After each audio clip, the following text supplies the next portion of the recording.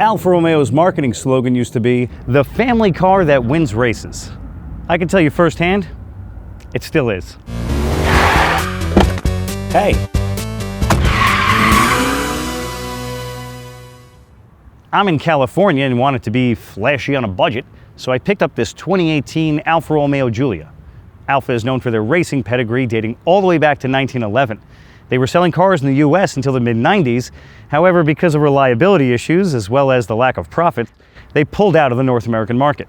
Alfa re-entered the North American market a few years back with a vengeance, and with that vengeance, they brought their stylish four-door sport luxury car. This being the TI model, it came with adaptive suspension with 3 different modes. It came with gigantic aluminum shift paddles on the steering wheel, as well as a limited slip differential. It also has these rims that are iconic to the Alfa brand, and I cannot tell whether I absolutely love them or absolutely hate them. The exterior design of this Giulia is both unique with that trademark Alfa grille and what seems to be a smattering of a few cars slapped together. The headlights remind me of a Mazda and the taillights of a Kia, but at the same time, it clearly has a look all of its own, and it's a look I do like.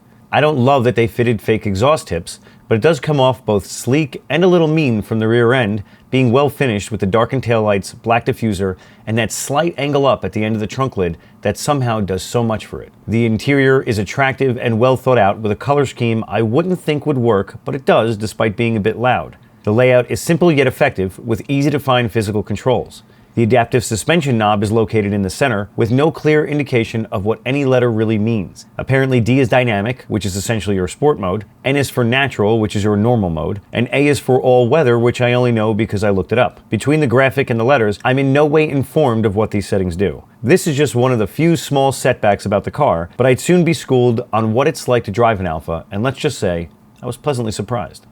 First thing I do every time I start this car is I turn off the auto stop feature for the engine, because I don't really trust Alfa to turn it back on for me. Being in California, I don't know where I am. I rely on Android Auto. I thought the funniest thing in the world was when I turn this thing on, the screen size versus what you get is hilarious. I'm having trouble even putting music on, and I like Android Auto. I think it's a good, consistent way to get a menu you're used to throughout every single car. I'm also used to pressing buttons. However, this is not a touchscreen. Using this iDrive style system just makes things even worse. Android Auto is not really meant to hunt and peck with something like this, and that's exactly what you end up doing. So if you're buying this for an infotainment center, this is not the car you want. And at the same time, if you're buying this for an infotainment center, you don't know what you're buying. The rest of the style of the interior, I actually really like. This contour, it's very luxurious. There's a lot of luxury look going on in this thing right here. The ride quality is surprisingly amazing. The suspension is both soft and hard in the sense that you can handle around a corner and the body doesn't even shift, yet when you hit a bump, it's really no threat to you. It feels fine. It doesn't feel like you're gonna crack the chassis.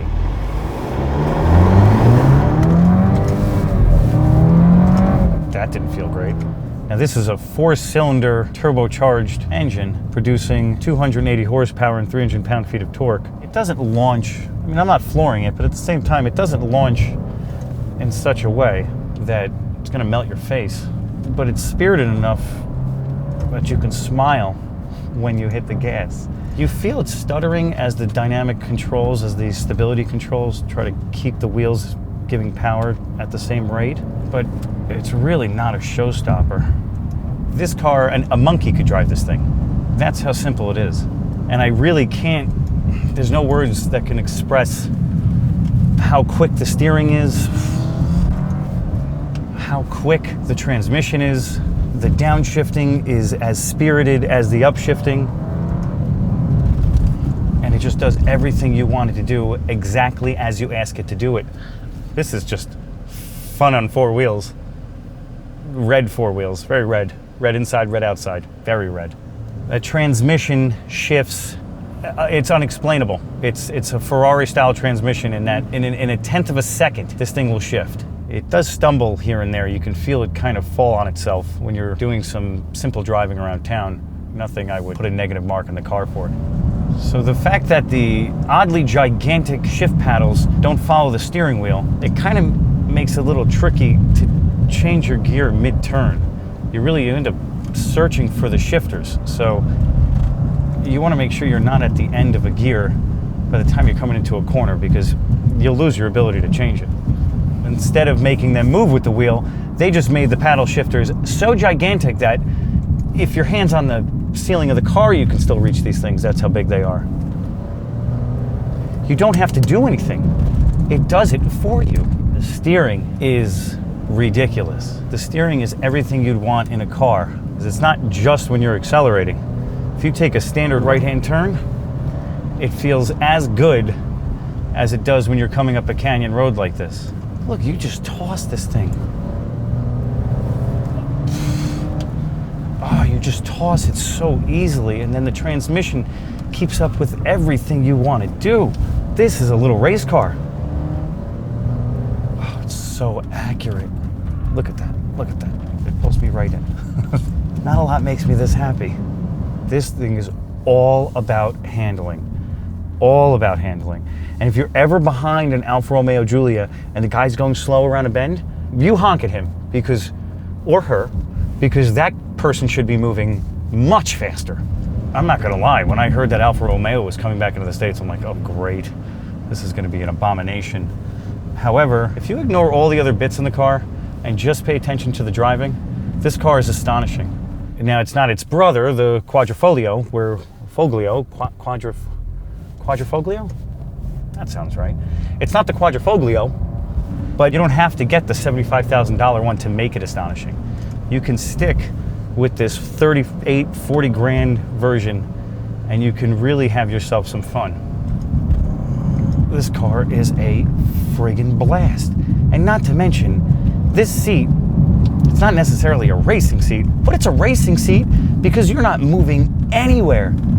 I am so well planted in this car. I did think I was a little close to the controls by default. It feels weird, and I can't really place why it feels weird sitting in the seat, but I'm not uncomfortable. This is worth 40 grand. I make sure you have every single extended warranty, or you figure out all the quirks well before that warranty expires, because this is an Alfa, so let's not forget that.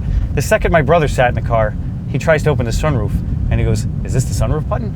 I keep saying, "Yes. Yes, it is, Gary." However, nada. You get nothing. And before, it was actually making a bad click sound when I would do this. We were able to... Don't close the visor anymore, because I'm not sure if it'll ever open again. I'm afraid the guy's gonna say, "Hey, you broke my so-and-so." And I'm gonna say, "No, I didn't. It was broken. It's an Alfa." As my friend said, don't fix the sunroof, because then something bigger is gonna break. I finally get why people still love the brand despite their reputation. It simply is one hell of a driving experience. If you ever want to teach someone how to hit the apex of a turn properly, this is the proper choice to do it in. If you liked what you saw, hit the like button. If you didn't, leave a comment. Want to see more? Subscribe. But as always, thanks for watching. This might be the worst road I've ever decided to make a U-turn on in my entire life. With this flimsy 14-cent camera they put on the back of this car. Thanks, guys. If I spent 40 grand on this and I got that, I wouldn't be very happy.